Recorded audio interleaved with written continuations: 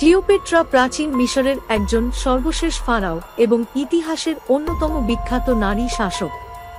তার পুরো নাম ছিল ক্লিওপেট্রা সপ্তম থিওফিলপেটার।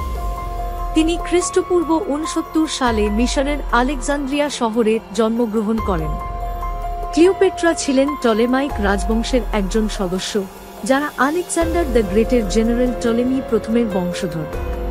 এই রাজবংশের শাসনকাল শুরু হয়েছিল আলেকজান্ডার দ্য গ্রেটের মৃত্যুর পর খ্রিস্টপূর্ব ৩০৫ সালে। টলেমাইক রাজবংশ মূলত গ্রিক বংশোদ্ভূত হলেও ক্লিওপেট্রা ছিলেন সেই প্রথম শাসক যিনি মিশরীয় ভাষা এবং সংস্কৃতি গ্রহণ করেছিলেন, যা তাকে জনগণের কাছে আরও জনপ্রিয় করে তোলে। ক্লিওপেট্রার পিতার নাম ছিল টলেমি দ্বাদশ আউলেটস। তার মায়ের পরিচয় সম্পর্কে নিশ্চিত তথ্য না থাকলেও ধারণা করা হয় তিনি হয় তার বাবার কোনো স্ত্রী, না হলে একজন সম্ভ্রান্ত গ্রিক নারী ছিলেন। টলেমাইক রীতি অনুযায়ী ক্লিওপেট্রার পরিবারের সদস্যরা প্রায়শই আত্মীয়দের মধ্যে বিয়ে করত রাজবংশের ক্ষমতা ও ঐতিহ্য বজায় রাখতে। এর ফলে ক্লিওপেট্রা তার ভাই টলেমি ত্রয়োদশ এবং টলেমি চতুর্দশের সঙ্গে যৌথভাবে শাসন করতে শুরু করেন। ক্লিওপেট্রা কেবল তার সৌন্দর্যের জন্য নয়, তার বুদ্ধিমত্তার জন্যও বিখ্যাত ছিলেন। তিনি অন্তত ৭টি ভাষায় দক্ষ ছিলেন, যার মধ্যে মিশরীয় ভাষাও অন্তর্ভুক্ত ছিল। তার এই দক্ষতা তাকে কূটনৈতিক ক্ষেত্রে অত্যন্ত শক্তিশালী করে তোলে। ক্লিওপেট্রার পরিবার এবং তার শাসনকাল প্রাচীন মিশরের ইতিহাসে একটি গুরুত্বপূর্ণ অধ্যায়, কারণ তার মাধ্যমে মিশরের রাজতন্ত্রের শেষ অধ্যায়ের সূচনা হয়।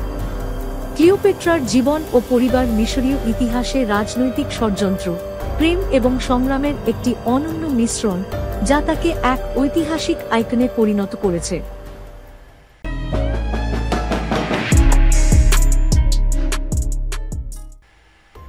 ক্লিওপেট্রা সপ্তম প্রাচীন মিশরের সিংহাসনে বসেন খ্রিস্টপূর্ব ৫১ সালে তার পিতার মৃত্যু পরবর্তী সময়ে। তার পিতা টলেমি দ্বাদশ আউলেটস মৃত্যুর আগে একটি নির্দেশ রেখে যান, যেখানে ক্লিওপেট্রা এবং তার ছোট ভাই টলেমি ত্রয়োদশ যৌথভাবে মিশরের শাসক হবেন। এটি ছিল টলেমাইক রাজবংশের রীতি, যেখানে পরিবারের সদস্যরা যৌথভাবে ক্ষমতা ভাগাভাগি করতেন। কিন্তু শাসনের শুরুর দিকে রাজনৈতিক ষড়যন্ত্র এবং তার ভাইয়ের পক্ষের ক্ষমতাধর উপদেষ্টারা ক্লিওপেট্রাকে সিংহাসন থেকে সরিয়ে দেয় এবং তাকে মিশর থেকে নির্বাসিত করা হয়। ক্লিওপেট্রা ছিলেন একজন অত্যন্ত বুদ্ধিমান এবং কৌশলী রাজনীতিবিদ। তিনি রোমান সাম্রাজ্যের সাথে তার সম্পর্ককে কাজে লাগিয়ে মিশরে নিজের ক্ষমতা পুনঃপ্রতিষ্ঠার চেষ্টা করেন। এই সময়ে রোমান সাম্রাজ্যের দুই প্রধান নেতা জুলিয়াস সিজার এবং পম্পেইয়ের মধ্যে যুদ্ধ চলছিল। ক্লিওপেট্রা সিজারের সাহায্য চেয়ে তার সাথে মিশরে গোপনে দেখা করেন। ঐতিহাসিকদের মতে তিনি নিজেকে সিজারের কাছে উপস্থাপন করার জন্য একটি গালিচার মধ্যে নিজেকে মুড়িয়ে লুকিয়ে নিয়ে যান। এই ঘটনা ক্লিওপেট্রার অসাধারণ কৌশল এবং দৃঢ় ইচ্ছাশক্তির পরিচয়। জুলিয়াস সিজারের সামরিক ও রাজনৈতিক সহায়তায় ক্লিওপেট্রা তার ভাই টলেমি ত্রয়োদশকে পরাজিত করেন এবং পুনরায় মিশরের সিংহাসনে বসেন। এরপর তিনি তার আরেক ভাই টলেমি চতুর্দশের সঙ্গে যৌথ শাসন শুরু করেন, তবে কার্যত পুরো রাজ্য তারই নিয়ন্ত্রণে ছিল। তিনি মিশরের অর্থনীতি উন্নত করতে এবং রাজ্যের স্থিতিশীলতা রক্ষায় গুরুত্বপূর্ণ ভূমিকা পালন করেন।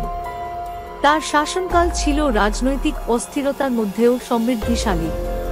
তিনি মিশরীয়দের কাছে নিজেকে একজন দেবী হিসেবে উপস্থাপন করেন এবং তাদের বিশ্বাস অর্জন করেন।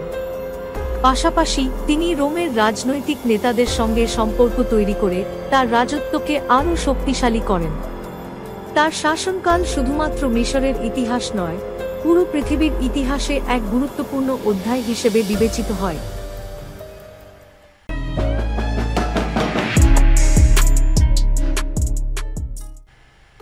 ক্লিওপেট্রার জীবনের অন্যতম উল্লেখযোগ্য দিক হল তার রোমান সাম্রাজ্যের দুই প্রভাবশালী নেতা জুলিয়াস সিজার এবং মার্ক অ্যান্টনি এর সাথে তার সম্পর্ক। এই সম্পর্কগুলো কেবল ব্যক্তিগত পর্যায়ে গুরুত্বপূর্ণ ছিল না, এগুলো রাজনৈতিক এবং ঐতিহাসিক দৃষ্টিকোণ থেকেও গভীর প্রভাব ফেলেছিল। খ্রিস্টপূর্ব ৪৮ সালে ক্লিওপেট্রা জুলিয়াস সিজারের সাথে প্রথম সাক্ষাৎ করেন। সে সময় মিশরে রাজনৈতিক দ্বন্দ্ব চলছিল এবং ক্লিওপেট্রা সিংহাসনে পুনরায় অধিকার লাভের জন্য সিজারের সাহায্য প্রার্থনা করেন। ক্লিওপেট্রা কূটনৈতিক বুদ্ধিমত্তা দিয়ে সিজারকে মুগ্ধ করতে সক্ষম হন। তাদের মধ্যকার সম্পর্ক খুব দ্রুত ব্যক্তিগত ঘনিষ্ঠতায় রূপ নেয়। এই সম্পর্কের মাধ্যমে ক্লিওপেট্রা শুধু নিজের সিংহাসন পুনরুদ্ধার করেননি, বরং সিজারের মাধ্যমে রোমের সমর্থনও লাভ করেন। তাদের এক পুত্র সন্তান জন্মগ্রহণ করে, যার নাম রাখা হয় কাইসারিয়ান। সিজারের মৃত্যুর পর মিশরের ওপর রোমের রাজনৈতিক প্রভাব আরও বেড়ে যায়। কিন্তু ক্লিওপেট্রার রাজনৈতিক জীবনের সবচেয়ে নাটকীয় অধ্যায় শুরু হয় মার্ক অ্যান্টনির সঙ্গে তার সম্পর্কের মাধ্যমে। খ্রিস্টপূর্ব 41 সালে ক্লিওপেট্রা এবং অ্যান্টনির প্রথম সাক্ষাৎ হয়। অ্যান্টনি তখন রোমান সাম্রাজ্যের পূর্বাঞ্চলীয় প্রদেশগুলোর দায়িত্বে ছিলেন। ক্লিওপেট্রা তার সমৃদ্ধশালী মিশরীয় সাম্রাজ্যের সম্পদ এবং নিজের প্রভাব ব্যবহার করে অ্যান্টনিকে মুগ্ধ করেন। তাদের সম্পর্ক দ্রুতই ব্যক্তিগত ও রাজনৈতিক জোটে রূপ নেয়। ক্লিওপেট্রা এবং অ্যান্টনির মধ্যে গড়ে ওঠা প্রেম, তাদের সন্তানসন্ততি এবং একসঙ্গে সাম্রাজ্য পরিচালনার পরিকল্পনা রোমের অন্যান্য নেতাদের কাছে হুমকি হয়ে দাঁড়ায়। এই সম্পর্কের ফলাফল ছিল অক্টাভিয়ানের নেতৃত্বে রোমান সাম্রাজ্যের সাথে একটি সংঘাত। খ্রিস্টপূর্ব 31 সালে অ্যাক্টিয়ামের যুদ্ধে ক্লিওপেট্রা এবং অ্যান্টনির যৌথ বাহিনী পরাজিত হয়। পরবর্তীতে এই পরাজয়ের মাধ্যমে মিশরের স্বাধীনতার শেষ অধ্যায়ের সূচনা হয় এবং রোমান সাম্রাজ্যের আধিপত্য প্রতিষ্ঠিত হয়। ক্লিওপেট্রার এই সম্পর্কগুলো ইতিহাসে গুরুত্বপূর্ণ, কারণ এগুলো প্রাচীন বিশ্বের দুটি মহান শক্তি, মিশর এবং রোম, এর মধ্যে জটিল রাজনৈতিক এবং সাংস্কৃতিক মিথস্ক্রিয়া প্রতিফলিত করে। এটি প্রমাণ করে যে ক্লিওপেট্রা কেবল একজন সৌন্দর্যবতী রানীই ছিলেন না, বরং তিনি একজন দক্ষ কৌশলী এবং রাজনীতিবিদ ছিলেন, যিনি তার সময়ের মহাশক্তিদের প্রভাবিত করতে সক্ষম হয়েছিলেন।